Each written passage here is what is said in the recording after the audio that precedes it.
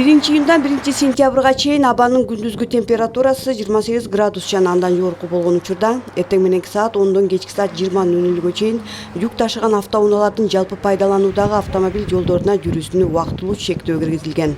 Жалал Абад облусунун аймагында азыр чектөөлөр Каракөл транспорт көзөмөл пунктунда, Кербен транспорт көзөмөл пунктунда, ошондой эле башкармалыктын транспорт көзөмөл бөлүмүнүн инспекторлору тарабынан Бишкек Ош жолунун кыймыл коопсуздугуна коопсуз деген аймактарда жүргүзүлүп жатат.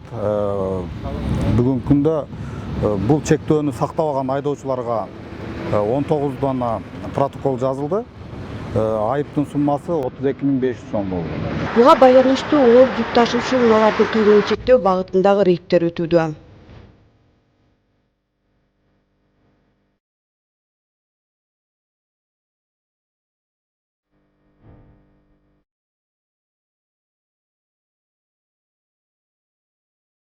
Bizde onday көчмө жабдык бар. Эгерде бизде жүгүбүз аз, бизде жүк чыкпайт 18 тоннадан аз же көп деп мындай спорный вопрос болуп калса, анан биз өзүбүз мындай көчмө жабдык менен тараздан өткөрөбүз. Ар бир ошун тартабыз.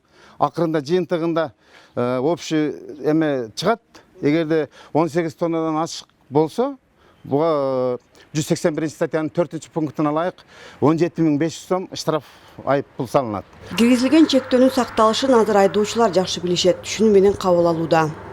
Кечинде саат 8де Малоодный посттон жөнөгөм, эртең менен 10до шерге сорго жетип келдим. Жол транспорт көзөмөлдөө кызматына караган 2 көзөмөл пункту бар. Бул Каракөл шаарындагы көзөмөл пункту.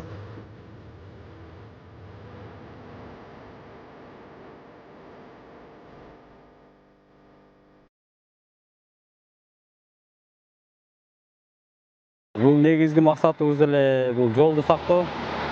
Ошол негизинде жүк ташуучу автоунааларды токтотуп, түшүндүрүп жатабыз. Азыр айдоочулардын баары эле түшүнүп, өздөрү билип токтоп, бир туруктуу режимге келип калды десем болот.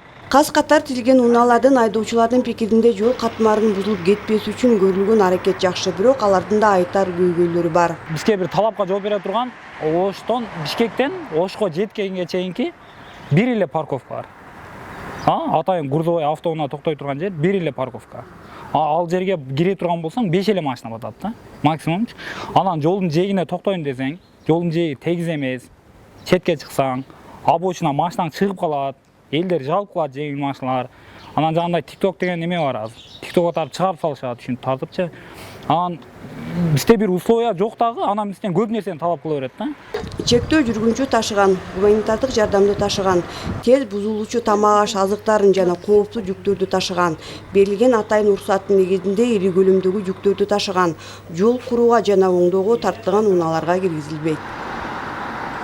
Гүлжина Мөндөгө, Чыңгыз Абдыкадыров, Каракөл шаары.